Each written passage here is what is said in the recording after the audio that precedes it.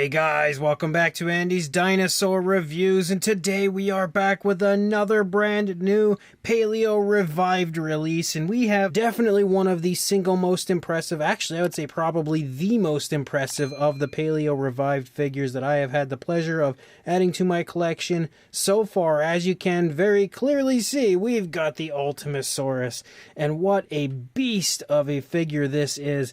Dino Mike Mac has gone all out with this one, giving this honestly an awesome and a very large, very intimidating look. Like, this thing very much so shows the kind of similarity in the head sculpt to the Jurassic Park T-Rex. Like, if you look at the head and kind of take out the horns and the frill and everything and the small beak, it definitely looks like the JP Rex. So obviously that part is down quite perfectly. And you also have the other, obviously the Triceratops aspect, and you've got like the Ankylosaurus aspect really nicely shown off in this one. Now obviously this came unpainted. I had to paint this one up myself, so this is the coloration I went with. I tried to take kind of inspiration from a few different versions of the Ultimasaurus, obviously starting with the classic original version, and then tried to turn it into my own personal version, my own personal touch with a fairly realistic look without going too flashy, you know, kind of eliminated the patterning and stuff through the body, but I feel like it turned out pretty nicely and I'm definitely quite happy with it. But as I said, it is an absolute beast of a figure. It is huge. So I'm going to go ahead and try to readjust the camera here just for a moment. See if we can get this guy in a nice comfortable position to take our closer look. So straight away here at the head sculpt, you can see that again the head sculpt is very nicely detailed. You've got all sorts of variation to the scales.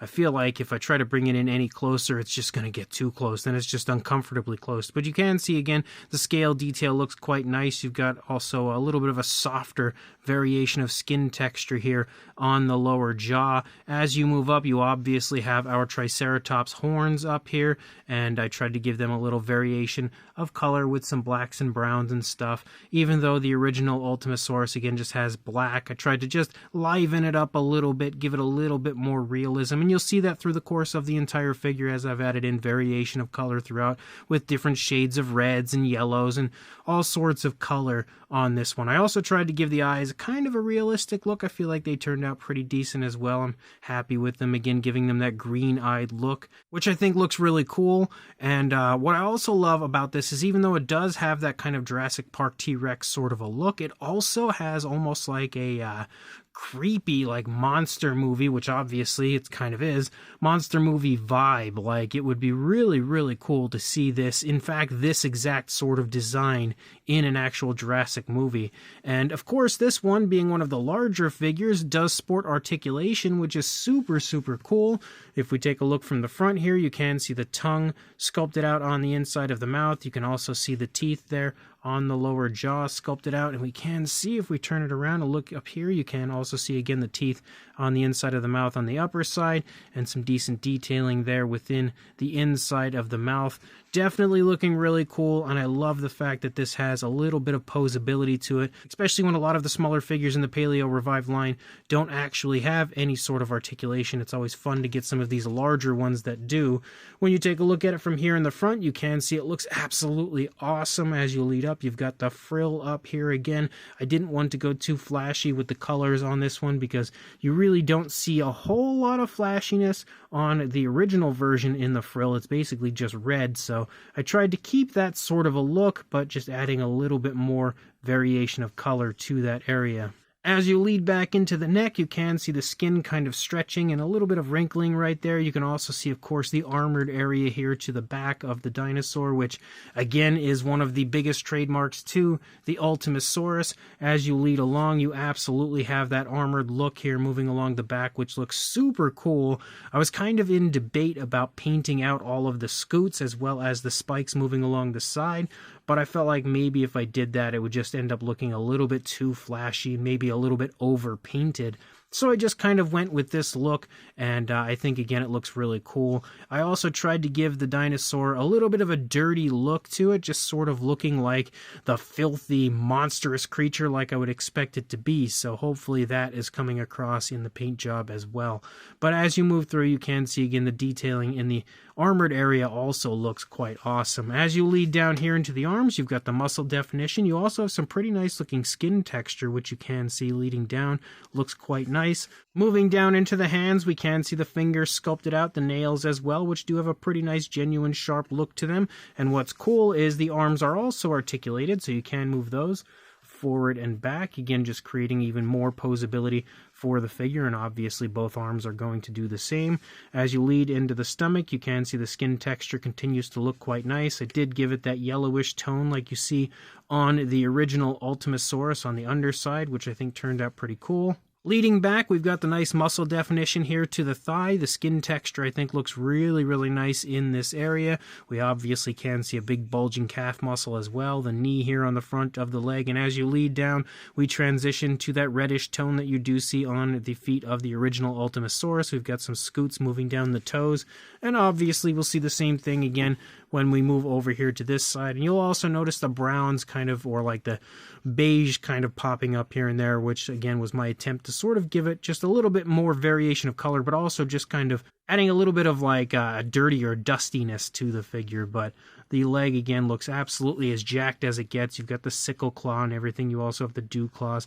And you also have articulation in the legs, which is really fun. You can articulate the legs, again, forward and back. They have a little bit of jerkiness to them, but they work pretty well. As you continue to lead back, you continue to have the nice looking skin texture, and again, the armored look up here. You do actually have a little bit of articulation to the tail. You can see it can go up and down, as well as left and right.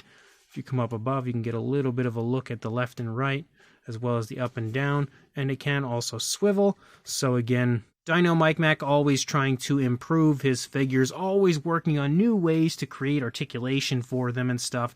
So this one definitely has some fun articulation. And as you lead out into the club tail, you can see that as well. Looks super cool. And I tried to paint it out in a way where it would really stand out with, again, not being too flashy or anything. And you'll see the same thing here for the underside. But that's pretty much it when it comes to our beyond awesome Ultimasaurus. But as you can see, it is huge. It is definitely a very, very large figure. So if we kind of bring the camera back out, and actually I'm going to have to move it forward here just a little bit because to actually get the measurement, I'm going to need to reach the tail. So for a length from the beak to the tail, I'd say about 20¼ inches or around 51½ centimeters. And then if we bring our Ultimasaurus back, and actually I'm going to have to move the camera up because that frills up so high you can't even see it. Now obviously you could alter the height depending on where you position the Ultimasaurus.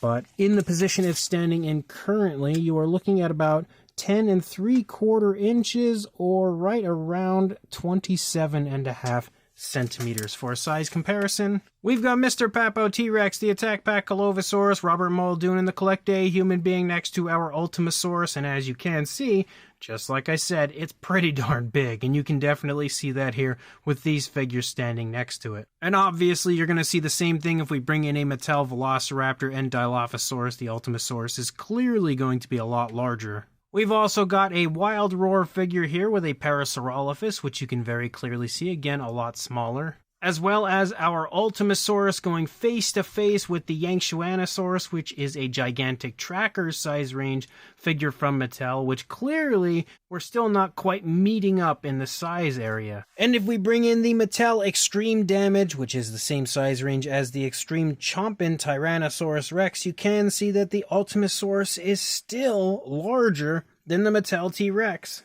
And the final comparison here, showing the Giganotosaurus from Mattel basically wrestling with our Ultimasaurus, shows you that it's not until you get to the Giganotosaurus from Mattel and that size range where you finally can catch up with this Ultimasaurus, showing you that the Ultimasaurus, again, is pretty darn huge. So this brand new Dino Mike Mac Paleo Revived Ultimasaurus is awesome. It is definitely one of the coolest figures in the Paleo Revived line so far, and absolutely one of the most striking figures. Like, no doubt when you look at this, it's going to blow your mind. And what I love about this is it's so cool to take that Ultimasaurus look, but still kind of give it that very realistic take. Like, even though the Ultimasaurus was obviously very unrealistic as far as the original prototype toy and everything, when you take that and you kind of try to make it more of a lifelike or sort of realistic version, I feel like it doesn't really get much better looking than what we have here from Dino Mike Mac. He's taken all of the different elements of the dinosaurs that you should see in the Ultimasaurus and combined them perfectly to give us one of the coolest looking versions of this dinosaur, and probably one of the most realistic looking versions of this dinosaur, of this hybrid that I've ever seen. Obviously, when this figure would come to you, it would come unpainted, so it would be up to you to paint it up, and that's of course half the fun, I think. I had a great time painting mine, and even though the figure is pretty big, it's still just so fun and so cool to actually paint up an Ultimasaurus, making it just honestly like the time flew by as I was painting this before I was finally finished with it. And I'm so happy with my paint job on it. Again, it's nothing overly crazy or overly impressive when it comes to like super cool patterning and stuff. I just basically tried to give it that sort of dirty, gritty look and feel like I would expect to see on the Ultimasaurus, and I feel like I achieved it fairly decently. Basically what I wanted out of it, I got when it comes to my paint apps. So again, I'm pretty happy with it, but overall, the reason it looks so good is obviously because the sculpt looks so awesome. We also have articulation on this, which makes it super fun with an articulated jaw, 2 articulated arms, 2 articulated legs, and a little bit of articulation out there on the tail, which definitely helps to increase the fun of the figure and the fun of the posability of the figure. And you have an absolutely gigantic size for the figure, which makes that also awesome. So if you are interested in grabbing one of these and adding it to your collection, I will include a link in the description to where you can head on over to purchase it right now from Dino Mike Mac. So make sure you check that link. Definitely pick this figure up and like, comment, and subscribe, and I will see you in the next review. Thanks for watching.